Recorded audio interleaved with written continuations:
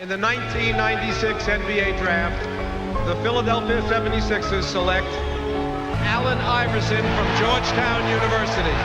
Un deportista prodigio que vaticinó una nueva era. Llega la hora de viajar al pasado y conocer una de las historias más oscuras de Allen Iverson. Un destino truncado. La decisión que supuso una revolución. El retorno a la luz. De afrontar los hechos. De volver a sentir la auténtica respuesta de Allen Iverson. Y como en cada historia, viajemos al pasado. Hay deportistas que podrían considerarse auténticos héroes de una generación. La fama de Allen Iverson, alentada también por la cultura del hip hop. Hablamos de un jugador único, tanto fuera como dentro de las canchas. La salvación, la llamada respuesta a la NBA, su juego, estadísticas, carrera, victorias, derrotas, un poder inconmensurable. Pero hoy no hablaremos de eso.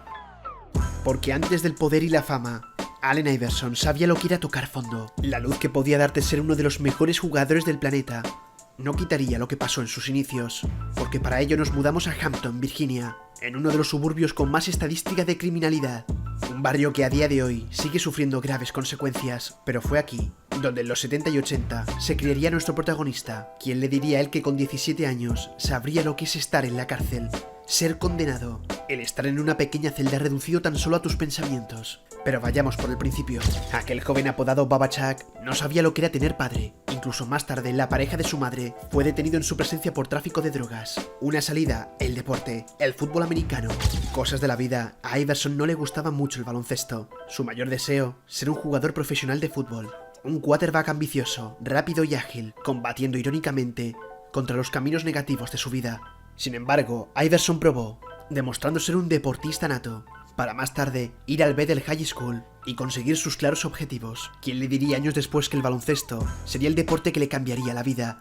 Practicando de día y al salir de clase, lo que le evitó juntarse con malas compañías. ¿Puede realmente un chico cambiar su estrella? Algunos murales, cuadros y diplomas opinan que sí, que la gloria está a un paso de querer apostar por ella.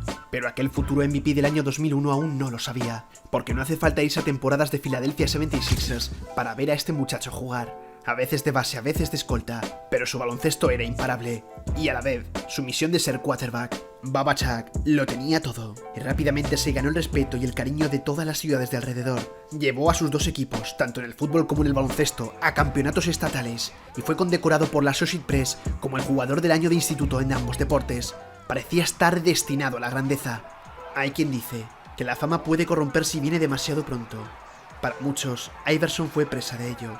Los que le conocen más de cerca sabrán siempre que fue un chico familiar, con las mismas amistades que un día le vieron nacer. Muchos ojeadores comenzaron a imaginarse qué podría ser de este joven si llegara a la mejor liga de baloncesto del mundo algún día. Sería un campeón, una leyenda. Definitivamente con 16 y 17 años, Allen Iverson lo había conseguido todo como deportista estudiante. Pero la fatalidad le vendría muy pronto. El auténtico infierno estaba aún por empezar. Con 15 años sufrió duros momentos psicológicos, tras saber que Tony Clark, su mejor amigo, fue asesinado. Sus intereses ya eran claros, conseguir el mayor dinero posible y sacar a su familia de allí. Pero tendría otra prueba. Aquel día de San Valentín de 1993, todo parecía ir normal. Iverson era padre de familia, pero también adolescente. Sin embargo, vieron como otros muchachos lo reconocieron al instante y no dudaron en generar polémicas y provocaciones. Aquellos jóvenes eran blancos, querían explotar una bomba de relojería. La tarde transcurría, pero todo se iba entrelazando. La tensión se iba palpando en el ambiente. La verdad fue esta. Fue un choque entre negros y blancos, en un Hampton racialmente diversificado. El odio e ideas contrarias. I don't remember exactly how it started. All I remember was just fighting, like just everywhere. Iverson al parecer empezó la pelea contra aquel joven que le estaba insultando durante toda la tarde, incluso lanzando una silla que dio a una pequeña. El joven magullado afirmó haber estado ocupándose de sus asuntos cuando el adolescente se le acercó. Las repercusiones eran claras. Detenido, la joven estrella de Hampton, donde más de uno, incluido él, sabía que su futuro peligraba. 10 meses hasta el juicio oficial. Acusaciones, detenidos, amigos, gente aleatoria de la bolera. al parecer más negros que blancos. La fiscalía siguió acusando erróneamente a Iverson de golpear a la niña blanca en la cabeza con la silla. Afirmaron tener evidencia de un vídeo, pero que curiosamente jamás pudieron probar en el tribunal. A pesar de tener 17 años, la ley acusó a Allen como un adulto. Y llegó el momento, el juicio final. Curiosamente, su acusación se basó en una ley aprobada en Virginia para proteger a la comunidad negra de los linchamientos antirraciales que proliferaron después de la Guerra Civil. Fue titular en todas las noticias. La forma en la que se revelaron los eventos llevaron a creer que la comunidad de Virginia simplemente estaba usando a Allen como chivo expiatorio para pasar un mensaje al resto de la comunidad negra. El juez Nelson Overton dio sentencia.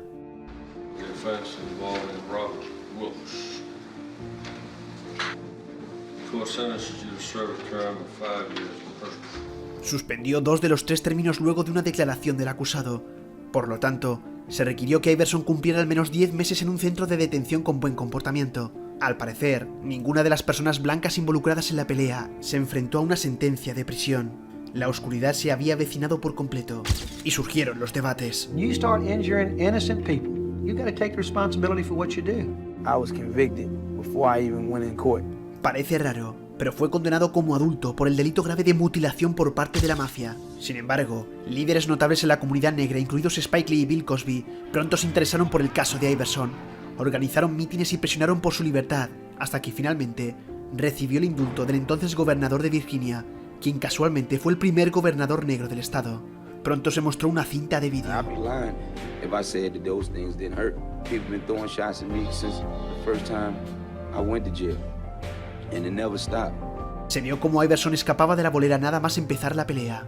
Douglas Wilder fue al centro penitenciario de Newsport News. Se le concedió el indulto, y el Tribunal de Apelaciones de Virginia finalmente anuló la condena en 1995 por pruebas insuficientes. Pero ahora ninguna universidad quería ficharle. Su futuro en el baloncesto pendía de un hilo. Podría ser el fin de Iverson. Sin embargo, su madre, mientras estaba en la cárcel, habló con el entrenador Thompson de la Universidad de Georgetown, y él fue el que le dio la segunda oportunidad, y tal vez una segunda vida. Jugó con los Hoyas 2 temporadas, en la segunda campaña promediando 25 puntos por encuentro. Era una estrella, alguien que no dejaría que se le escapase la oportunidad otra vez. Dio lo mejor de sí, el talento que le convirtió en un héroe, y el agradecimiento para toda la vida hacia su entrenador. Coach Thompson, saving my life.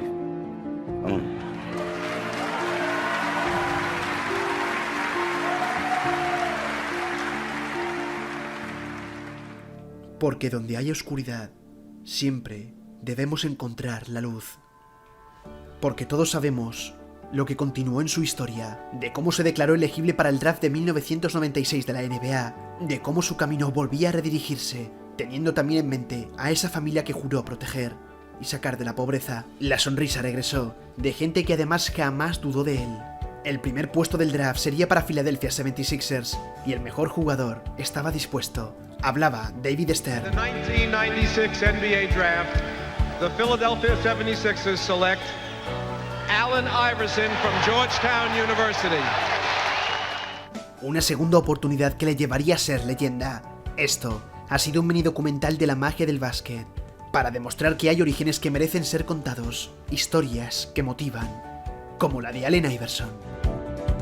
Para muchos en aquella época, era el posible catalogado sucesor de Michael Jordan, desde sus momentos de rookie del año hasta asombrar con su impacto mediático y dominio del juego. Philadelphia 76ers tenía un héroe en el que fijarse para conseguir sus objetivos. Allen Iverson promediaba 31 puntos por partido, dominando por encima de las estrellas.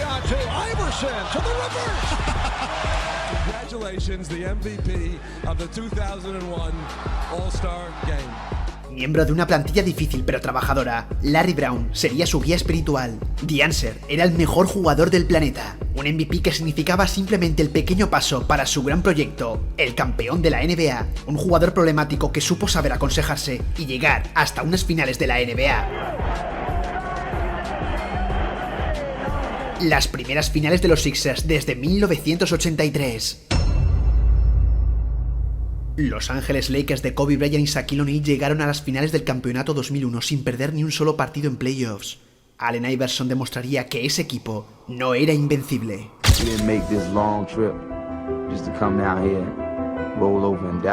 Era una lucha desigual, todo se dejaba entrever.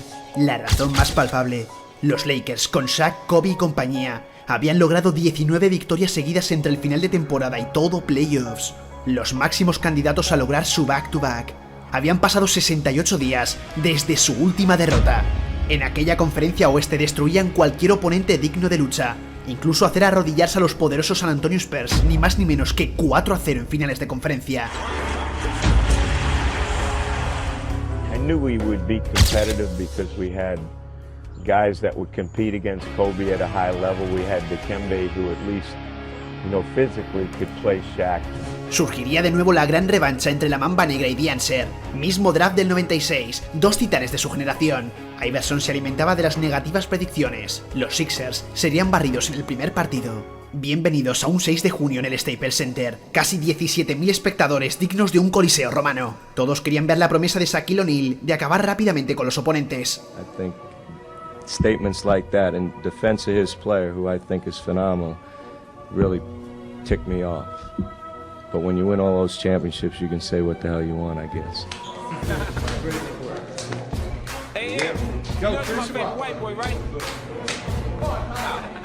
I'm not a hater, but the cake will say the block in my dough. Be serious, the opponent's execute. Let's get dirty. Let's get dirty. Era un choque donde el caballo ganador se encontraba en los locales, y muchos lo sabían. El mejor jugador del planeta se enfrentaría al mejor equipo de la liga y playoffs, Shaquille O'Neal y Kobe Bryant. El tablero estaba dispuesto. Dos equipos legendarios desde Magic Johnson y Julius Erving. Nuevos tiempos, cambios a lo moderno. El comienzo del partido no fue como Larry Brown había soñado. Los Lakers comenzaron la lucha dominando con un 18-5. Superman Diesel imponía sus galones. Pero los Sixers sacaron fuerzas inéditas y contraatacaron con otro 17-5 en aquellos continuos minutos. D'Anser brillaba por encima del resto de sus compañeros. 15 puntos en los 4 minutos del segundo cuarto. Al acabar la primera mitad, nuestro protagonista sumaría ya 30. Salió el espíritu del MVP. Los Lakers, comandados por un indomable Shaquille O'Neal y su fiel compañero Kobe Bryant, superaban en 12 puntos a Filadelfia. La gran parte de la responsabilidad, la fuerza y potencia invencible de Superman Diesel. Un número 34 que hacía temblar en la zona. Dikembe Mutombo fue testigo a cámara lenta de la imponente calidad y brutalidad que derrochaba el legendario pívot. Era una defensa de fuerza elemental.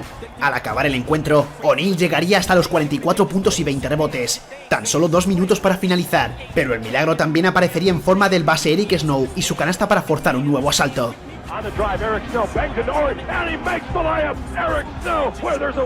Todo se definiría en una prórroga donde hasta Raya Bell conquistó los asientos de California. Pero el momento decisivo, el éxtasis, el clímax de toda obra de arte, era la canasta del 2001.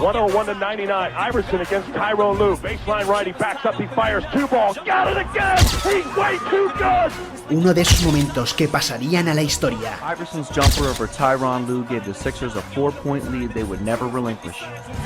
Iverson. How about that? Steps over Tyronn Lue. When he stepped over Tyronn Lue, it was fabulous. I remember Sharon Stone was sitting down the aisle from me. I'm yelling at her, screaming at her. It was great.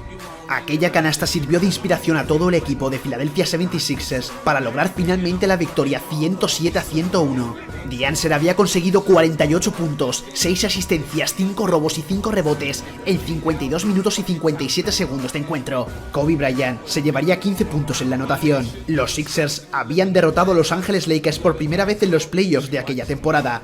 Un 1-0 que sabía a la gloria para el campeonato. Después la historia sería muy diferente. We ain't do nothing yet. We got a long way to go. We got a long way to go. They can put the brooms up, though. 7 de mayo del año 2002. Los Philadelphia 76ers, anteriores aspirantes al anillo de campeón, habían sido derrotados en primera ronda de playoffs por los Boston Celtics. La estrella de la NBA y MVP Allen Iverson debía responder a una conferencia de prensa que con el tiempo pasaría a la historia. 2001 NBA MVP Allen Iverson.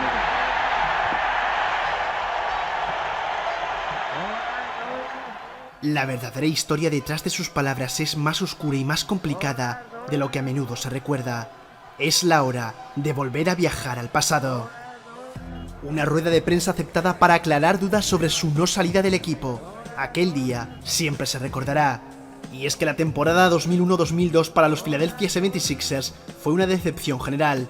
Con 43 victorias y 39 derrotas habían conseguido entrar en playoffs, pero fueron eliminados en primera ronda por los Boston Celtics de Paul Pierce y Antoine Walker. 4 días después de dejar la lucha por el título, la tensión entre Larry Brown y Allen Iverson seguía en aumento. Una polémica relación con el entrenador en jefe que se había propagado durante toda la temporada. Y todo terminaría de explotar cuando Iverson faltó a una sesión de entrenamiento. We sitting here, I'm supposed to be the franchise player, and we're in here talking about practice. I mean, listen, we're talking about practice. Not a game, not a game, not a game. We're talking about practice.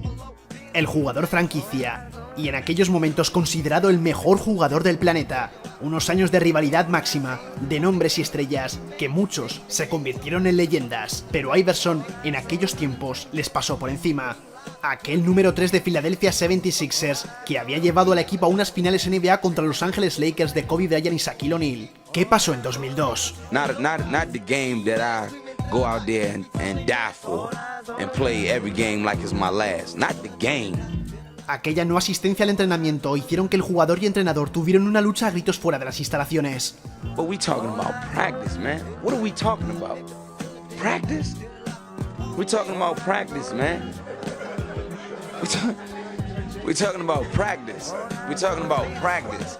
We ain't talking about the game. Todo se calmó cuando Brown le dijo a Iverson que no le echaría del equipo. Lo que antes eran amenazas constantes, ahora ambos se quedarían en Filadelfia. When you come in the arena and you see me play, don't you? You see me give everything I got, right? But we talking about practice right now. We talking about practice. Man, look, I hear you. It's funny to me too. I mean, it's strange to me too. But we talking about practice, man. We're not even talking about the game, the actual game, when it matters. We're talking about practice. ¿Qué le pasaba a D'Anser? Algunos opinan que estaba ebrio en ese momento. El propio Iverson lo desmiente en su biografía Not a Game de 2015.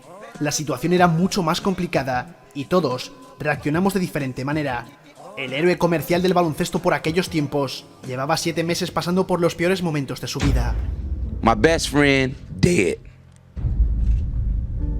Dead. And we lost. La herida de Iverson por la muerte de su mejor amigo, Rashard Langenford, asesinado a tiros durante aquella temporada, un evento que nuestro protagonista tuvo problemas para hacer frente. Años después, muchos amigos y compañeros no se daban cuenta de todo lo que estaba pasando a Iverson en su interior. I'm upset for one reason, man. Because I'm in here. I lost my best friend.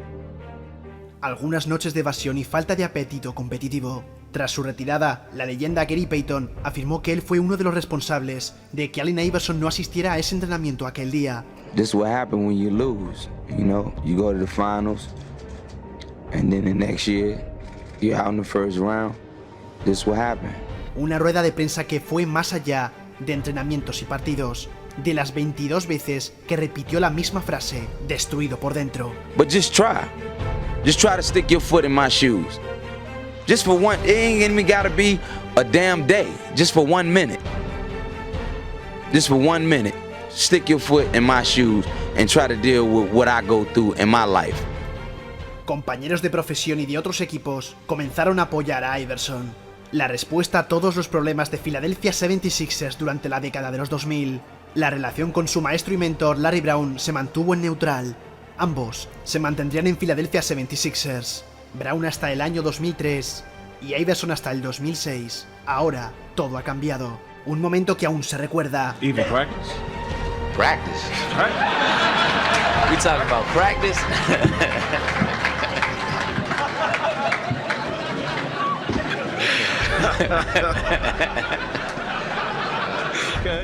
Esto ha sido un reportaje de la magia del básquet para recordar un suceso y momento de Allen Iverson, uno de los jugadores más famosos, legendarios y a la vez problemáticos de la NBA. Have y'all lovely life, man. Live it up to the fullest.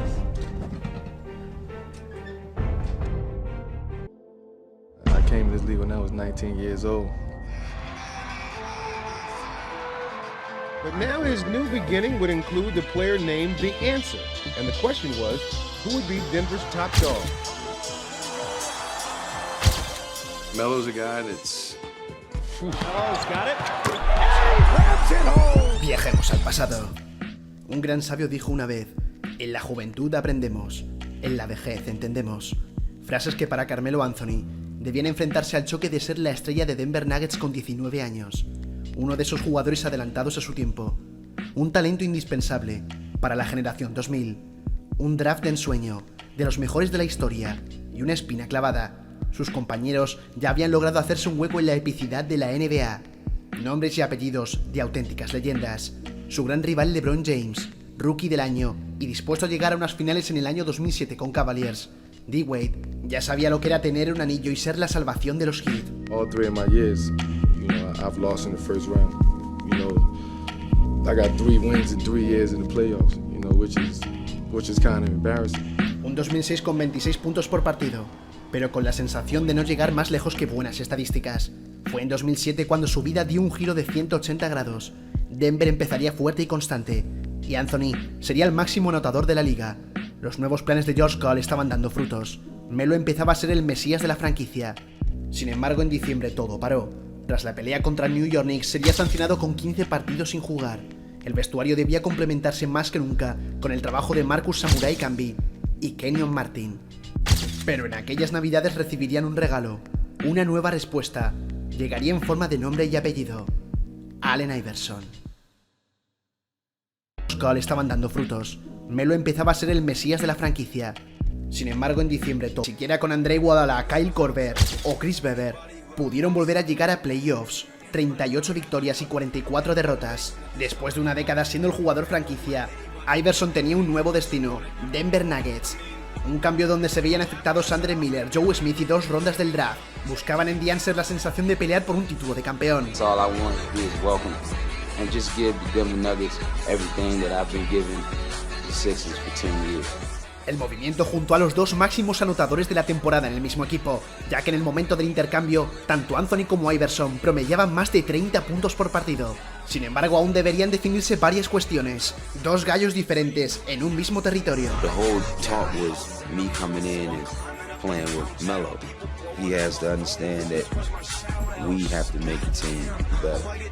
El equipo seguiría unos meses con máxima euforia de tener a la respuesta entre ellos. La conexión entre él y Melo fue bastante bien acogida por el público y aficionados. Sin embargo, a pesar de aquellas jugadas top todas las semanas, no podíamos olvidar el tener a 2 anotadores que ansiaban el balón todo el rato. Hasta la llegada de Steve Blake, Iverson tenía que acostumbrarse a jugar de base. Con tantos años de escolta, eso le resultaba a veces incómodo.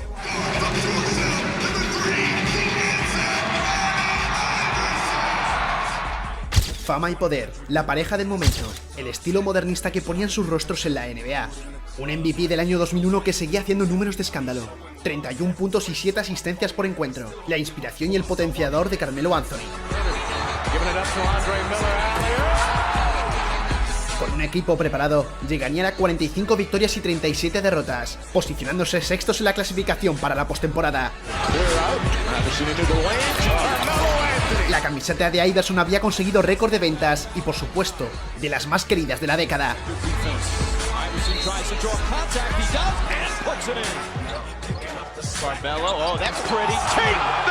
Un nuevo All-Star Game, donde veríamos a la pareja unida defendiendo el color del oeste. El primer partido de las estrellas de Carmelo Anthony. El momento de la verdad, playoffs. And I want to win right now. Primera ronda contra San Antonio Spurs, un primer partido ganado. The Answer haciendo honor a su nombre con 31 puntos en el encuentro, pero en el resto de partidos volvería la pesadilla.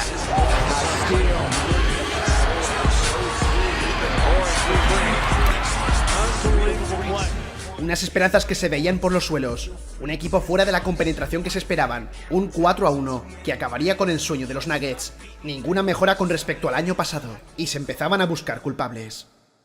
Año 2008, una nueva oportunidad, una plantilla dispuesta a todo, y además con buenas sensaciones.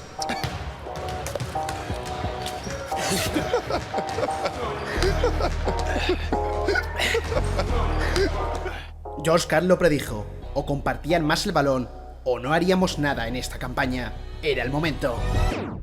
Victorias aseguradas y muchas de ellas aplastantes a la mayoría de franquicias rivales. Con Nene, J.R. Smith, Kenyon Martin y nuestros dos protagonistas empezarían a ver la racha ganadora. La única temporada de Iverson completa en el equipo, 26 puntos por partido. Números y sensaciones que Carmelo podía empezar a relacionar con las de sus compañeros y amigos Wade y LeBron. Pero algo estaba ocurriendo. A pesar de los trabajos de ambos en la pista, surgían rumores de diferentes discusiones tras los partidos. Inclusive, el momento en el que Iverson le diría a Melo que debía aprender y escuchar, que todavía era muy joven, y que además tendría pósters de su propio compañero en la cama. En la única temporada de Iverson completa en el equipo, 26 puntos por partido. Números y sensaciones de los dos que incluso participarían en una película de Eddie Murphy. De nuevo, miembros del All-Star Game. Y una temporada, realzando el positivismo, llegarían a las 50 victorias, la tercer mejor marca en la historia de los Nuggets. Sin embargo, era tal la calidad de los equipos en aquella temporada que lograrían tan solo ser los octavos en los puestos de playoffs. Nerviosismo y ansia, se acercaba la postemporada y era el momento de demostrar si eran válidos de merecerse ser campeones. Pero nada de eso ocurrió. Contra Los Ángeles Lakers, primera ronda, un Kobe Bryant MVP al lado de Pau Gasol, viejas rivalidades que volvíamos a disfrutar con D'Angelo y la Mamba Negra. Pero nada se pudo hacer. Un 4-0 rotundo, un nuevo fracaso que se sentía incluso peor que el del año pasado. Una pareja que había firmado su sentencia de muerte. 122 partidos juntos, de los cuales ganaron 68 y perdieron 54. Iverson comenzaría 2009 con los Nuggets, sin embargo en noviembre sería traspasado a los Detroit Pistons. Ese sería el comienzo del fin de su carrera. You're sitting here today as a member of the Detroit Pistons. Una edad que iba avanzando. Una ciudad del motor que agotaba todas sus posibilidades, intentando buscar un jugador decisivo. Todo iría mejor para los Nuggets ese año. Un Carmelo Anthony candidato a todo, y un equipo que con Chauncey Billups llegarían hasta las finales de conferencia de la NBA. Una pareja que pudo ser y nunca fue. Esto ha sido un reportaje de la magia del básquet, para resaltar un dúo que se quedó a mitad de camino. Dos de los jugadores más famosos de la historia. Pero a veces no todo sale como esperaba.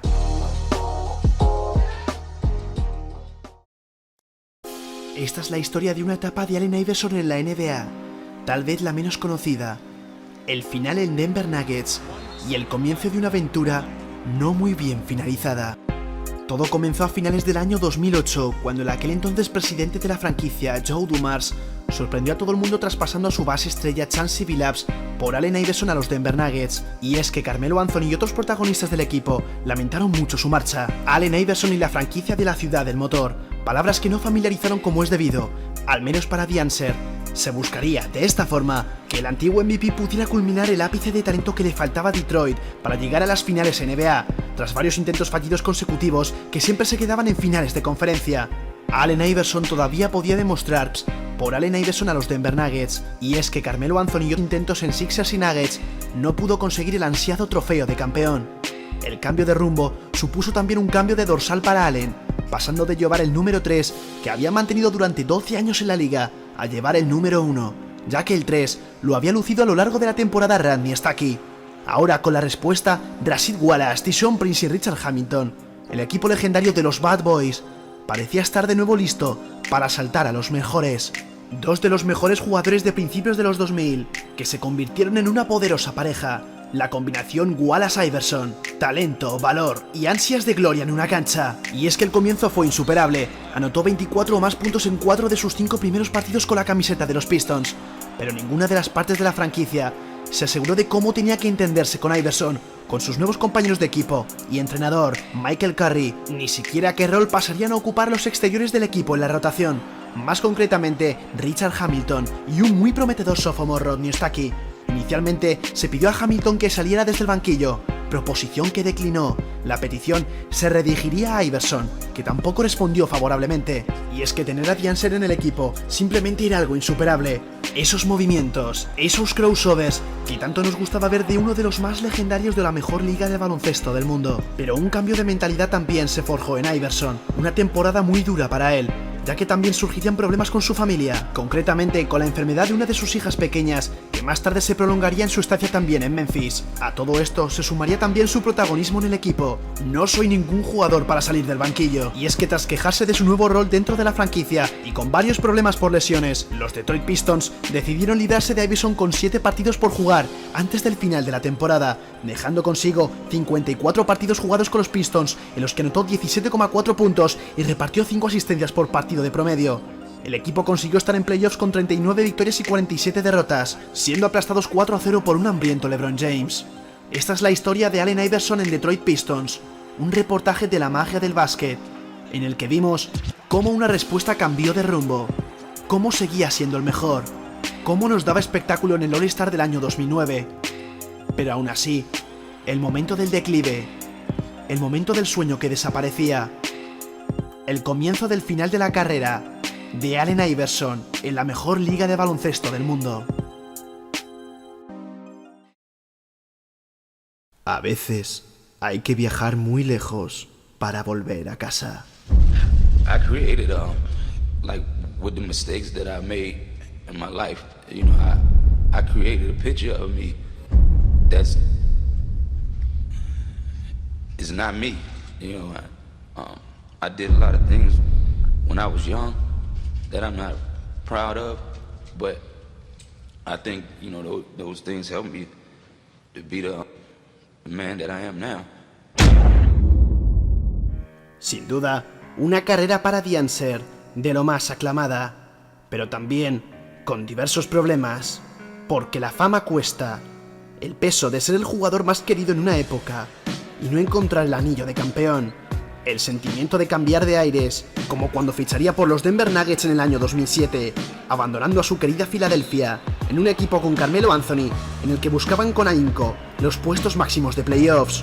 Iverson no había perdido su toque, pero a pesar de grandes victorias y jugadas, decidió cambiar por los Detroit Pistons, una nueva forma de los Bad Boys, en el que tampoco encontró su sitio. Un año 2009, con diversas dificultades, en lo familiar, económico y deportivamente hablando. Un jugador de banquillo que Iverson no sentía que era su puesto. Un contrato que terminaría antes de tiempo y le haría viajar a los Memphis Grizzlies. Sin duda alguna, una temporada llena de errores, una lesión que no le permitiría poder disputar grandes partidos, ni siquiera estar de nuevo en el quinteto titular. A pesar de las presiones con la familia, tan solo jugaría 3 partidos oficiales con los Memphis Grizzlies, donde rápidamente daría por finalizada esa aventura. Pocos días después, se hablaría de un contrato con Philadelphia 76ers, el retorno a la que un día fue su casa.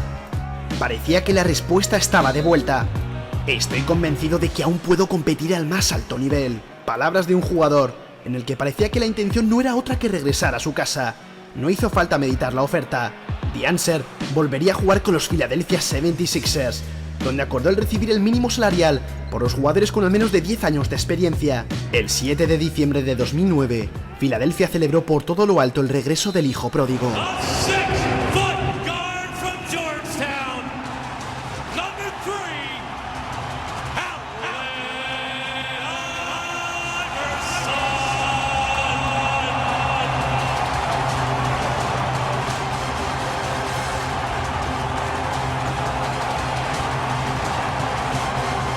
La bienvenida que el público de Filadelfia brindó a Allen quedará guardada en los anales de la NBA por espectacular y cariñosa. Él correspondió besando el escudo que adorna la pista. Los Sixers, en declive total, perdieron ante unos Denver Nuggets, un partido histórico, en el que volveríamos a ver en la misma pista a excompañeros como Iverson y Carmelo Anthony. Unos Nuggets increíbles, liderados por Chauncey Billups, quien en su momento fue moneda de cambio para Dancer. Una noche de mucha expectación, un partido lleno de fuertes contraataques y duras jugadas por parte de ambos equipos. Pero volvíamos a ver a ese hombre, a ese jugador, disfrutando de nuevo de los movimientos de aquel All-Star lleno de tatuajes. Con su clásica cinta en el pelo, observábamos un cambio diferente en su juego, tiros más meditados, puntos más estratégicos, jugadas de pensamiento. A sus 36 años, Allen Iverson nos volvía a hacer disfrutar con jugadas de toda la vida.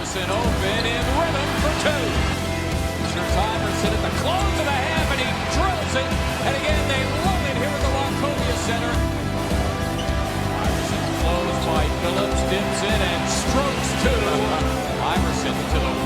claiming he was hit in the face. Iverson hit, got it back. Pinky Phillips.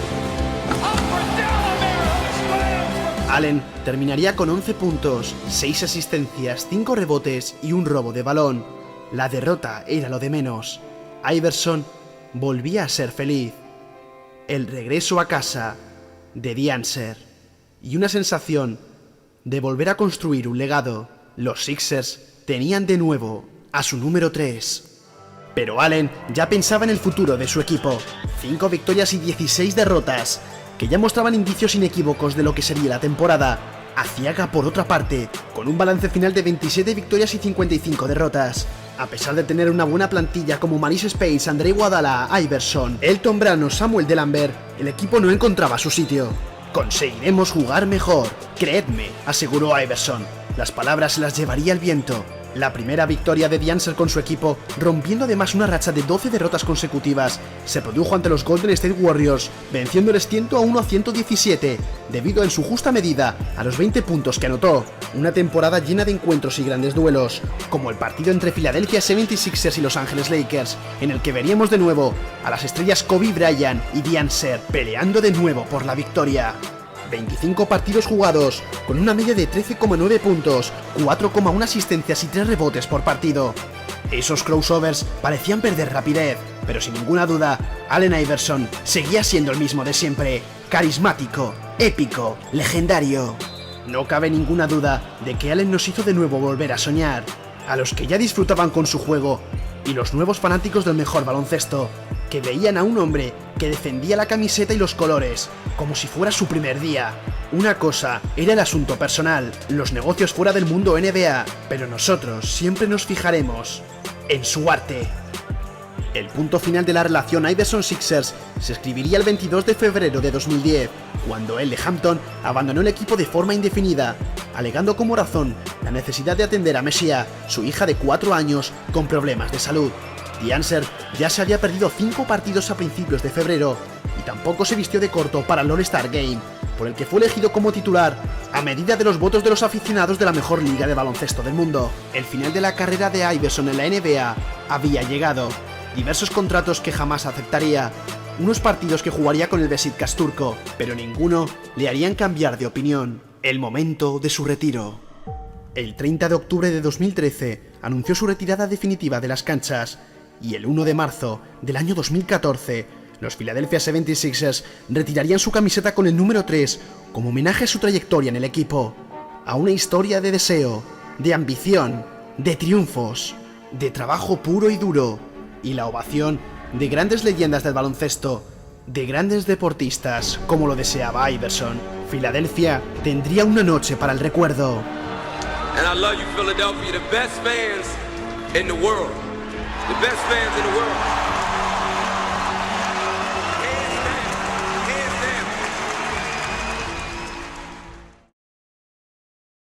Karşılaşması Allen Iverson'la Beşiktaş Kolaturka Fenerbahçe Ülker'i konuk ediyor.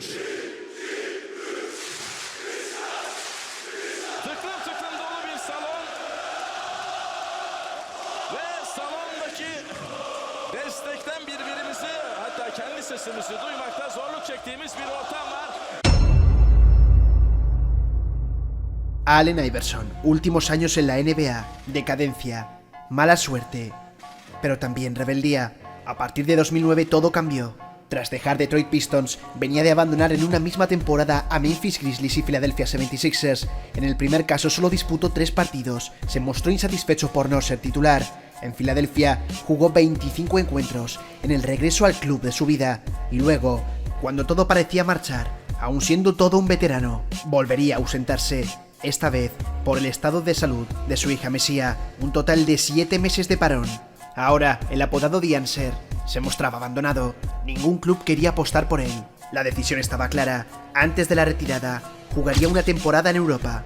El MVP del año 2001 y el 4 veces máximo anotador de la liga, aceptaría una oferta de 2 años y $4 millones vistiendo los colores del Beşiktaş turco. I'm looking forward to it. I mean, you know, a lot of people probably feel like I'm losing sleep.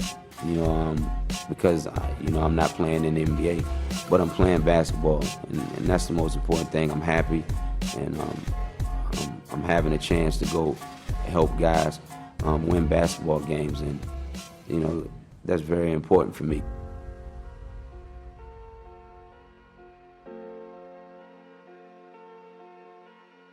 La llegada de Iverson a Estambul fue toda una alegría. Luces, cámaras, focos, un aeropuerto lleno de gente solo para ver a la estrella de la NBA, con aquella camiseta representando al equipo y ahora el número 4. The Answer parecía un dios andando por esas calles. Júbilo, platillos y tambores para dar la bienvenida a Allen Iverson.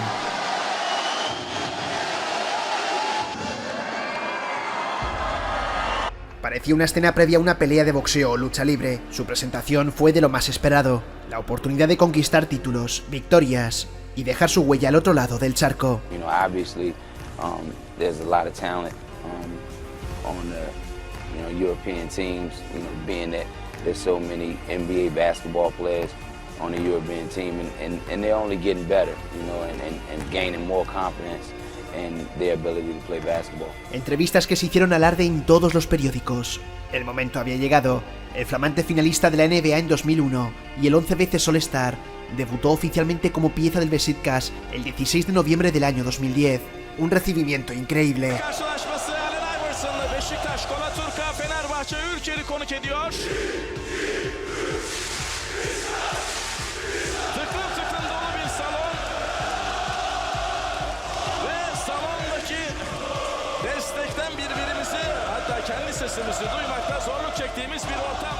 Un primer encuentro de 15 puntos en 23 minutos. En total, 3 partidos de Euroliga y 7 de temporada regular, con una media de 14,3 puntos y 4,7 asistencias de promedio. Su manager Gary Moore realmente dijo que Iverson estaba disfrutando.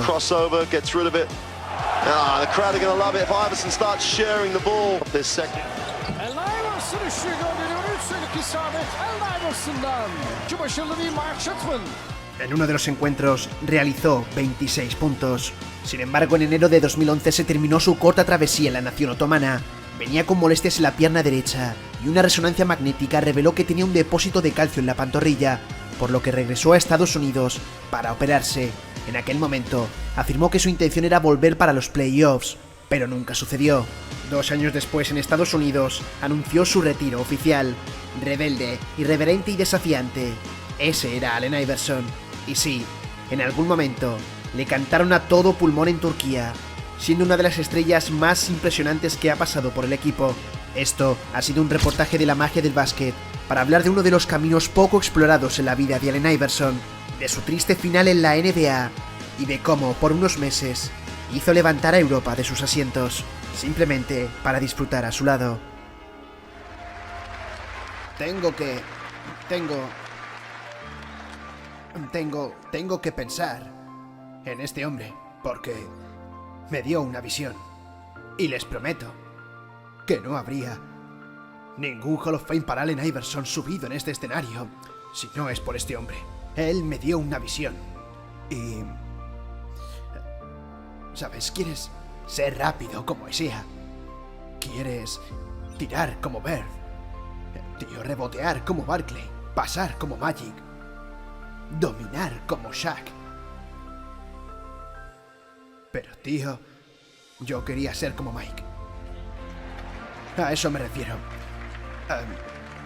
Y recuerdo la primera vez que jugué contra él. Y cuando salí a la cancha y lo miré por primera vez en mi vida, un ser humano no me parecía real para mí. Quiero decir, no sé si visteis el programa de Chappelle, pero él habló sobre ese momento. Era como si alguien viera a Rick James y literalmente vi su aura y como si él pareciese que estuviese brillando o algo así. Estaba sentado allí y me digo a mí mismo, tío, ese es Mike y lo estoy mirando. Y no podía dejar de mirarlo y miraba sus zapatillas y era como, tío, tienes unas Jordan. ¿Sabéis lo que digo? Quiero decir, él era Mike, era mi ídolo, era mi héroe. Y recuerdo odiar tanto a los Knicks, muchísimo, y a los Bad Boys por golpearlo como hacían. Solía verlo en el asiento de mi madre y me decía, chico, como no dejes tanta televisión, me da que te vas a quedar ciego. Solo quería verlos tan cerca como pudiera.